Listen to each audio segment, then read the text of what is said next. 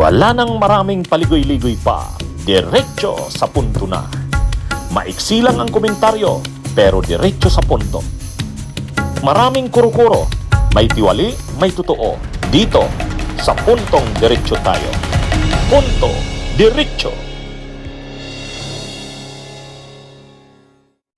Oh, mga kabunyog, itong si Harry Roque. Natatawa ko dito kay Harry Roque. Binababoy na raw siya. Binababoy na raw siya, mga kabunyog, mga kababayan. Ang sinisisi niya na nang bababoy sa kanya, si Bangag daw, ang tinatawag nilang Bangag, si PBBM. Ang sabi ni Harry Roque, wala nang mawawala lahat sa akin. Binababoy na ako ni Bangag. Sinira na niya ang aking buhay. Ay, Harry Roque. Ngayon lang ba, binababoy na raw siya. Bakit? Ngayon lang ba siya naging baboy? Awang ko? Ngayon lang ba siya naging baboy, si Harry Roque? Noon pa yata, binaboy niya na rin naman ang sarili niya. 'Di ba? Ngayon niya pa sinasabi na binababoy na siya. Binababoy na siya ngayon. Bakit?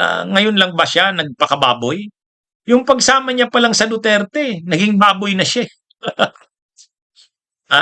Noong mga panahon, kagalang-galang pa yan si Harry Roque, human rights lawyer, public interest lawyer, ayun, nasa side pa siya ng kabutihan.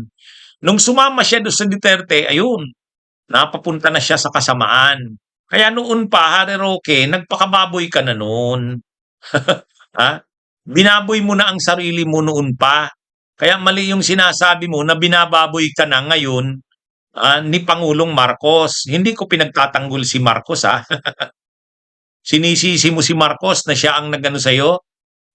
Ikaw ang gumawa niyan. Kung ano man ngayon ang pinagdadaanan mo, kagagawan mo yan.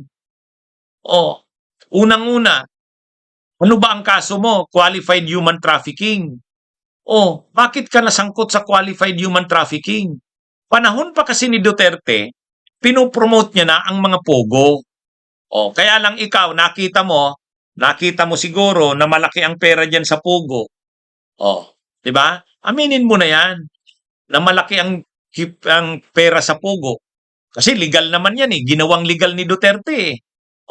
Kaya lang kahit legal 'yan, maraming mga illegal. Kahit yung mga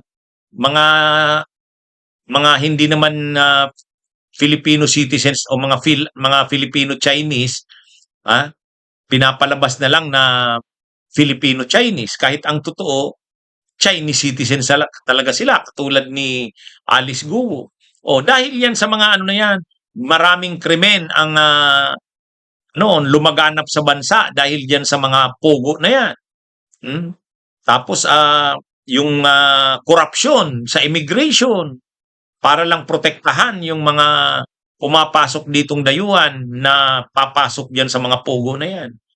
At maraming yumaman diyan dahil kapag nagpatayo ka ng compound ng pogo, parintahan mo, malaki ng pera. Di ba yun yung plano mo sana, Roque? Sabi ng mga magsasaka na tinulungan ni Ramil Madriaga, kinamkam mo o di umano yung kanilang mga lupa kasi tatayuan mo sana ng pogo compound doon sa Bataan. Siguro, nakita mo na maganda ang kita ni Alice Guo doon sa Bamban Tarlac, malaki rin ang kita ni Cassandra Leong doon sa Purak, Pampanga. Ano kaya kung ikaw rin magtayo na rin ng pogo compound doon sa Bataan, di ba? Malamang ganun yung naisip mo Ngayon, alam mong maraming pera sila Cassandra Leong. Sumasabay-sabay kay Cassandra Leong, tinutulungan mo sa paglakad ng kanilang mga permits. Di ba? Tapos nagtayo ka ng korporasyon, yung Biancham. Tapos mayroon kang pinaparintahan ng mga properties doon sa Baguio. Sinong mga nagrerenta? Mga opisyal ng Pugo. Laki ng pakinabang mo sa Pugo. Pati yung EA mo, naiwan natin kung ano mo talaga yon. May relasyon ka ba doon o wala? Binigyan mo ng isang kwarto doon sa compound ng Pugo, doon sa Purak, Pampanga Kaya nung ni-raid yung compound ng Pugo sa Purak, Pampanga, natagpuan doon yung EA mo. Yun, ano bang ibig sabihin ng mga pinagagawa mo na yan? Di ba pagkababoy na yan? Binaboy mo ang sarili mo noon pa, hindi ngayon lang.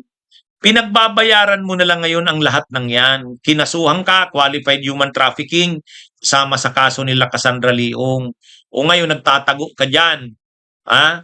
Dinadaan mo sa mga political asylum. O, pero ang totoo, wala na, Roque. Noon pa binaboy mo na ang sarili mo. Ha? Sinira na daw ni Pangulong Marcos ang buhay niya. Ha? Ikaw ang sumira ng buhay mo noon pa. Nang sumama ka sa Duterte, sinira mo na ang buhay mo. Yan ang totoo, Harry Roque. Kaya itong sinasabi ni Harry Roque, wala nang mawawala lahat sa akin.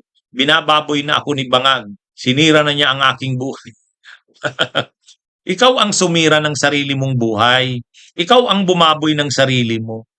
Nang sumira ka ng buhay, nang sinira mo ang buhay mo, nagpakababoy ka, noon pa yan, hindi ngayon lang. Mali yung ano mo. Mali. Ha? Yan yung ano. Oh, ngayon, galit na galit ka dahil sa nangyari sa'yo. Kasi akala mo, hindi ka mapapanagot sa lahat ng mga ginagawa mong yan. Dahil akala mo, forever. Ha? Problema, walang forever, okay. Ang buhay ay weather-weather lang. Ha? Ngayon, ang pag-asa nyo si Sara. Oh, pag-asa nyo para ang inaasahan niya pag nanalo si Sara, naging presidente si Sara, matatapos na ang kanilang mga pinagdadaanan. Oh. Pero hindi wala nga eh.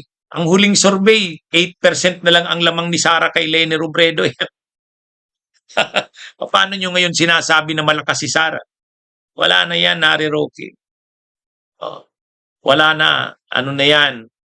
Mapapabalik ka rin dito sa Pilipinas. Darating din yan. Pagbabayaran mo rin dito sa Pilipinas ang lahat ng ginawa mong krimen. Yan yun. Kaya yung sinasabi mong binababoy ka, hindi. Hindi ka binababoy. Noon pa, nagpakababoy ka na. Sinasabi mo, sinisira na ang buhay mo, sinira ang buhay mo. Noon pa, sinira mo na ang buhay mo. Yan yung totoo dyan. Ah, di ba, mga kabunyog, mga kababayan? Oh. Sa ano yan, ano siya, sinisisi niya sa mga nangyayari sa buhay niya ang administrasyong Marcos. Hindi yun. Nung nag-decide ka na sumama sa kasamaan kay Duterte, noon pa, sinira mo na ang buhay mo. Noon pa, nagpakababoy ka na. Yan yun. Kung ano yung itinanim mo, yan yung aanihin. Oh, di ba? Oh, nag-decide ka ng ganyan, pinili mo yan, pag ano yan, pagsisihan mo yan. Huwag kang magsisi sa iba. Huwag mong sisihin ang iba. Bunyog, bunyog, halikan na kasama ka. Bunyog, kapag buklod ay may pag-asa. Luzon, Visayas, Mindanao, isa ang pananaw. Sa bagong Pilipinas ang bunyog isisigaw. Bunyog.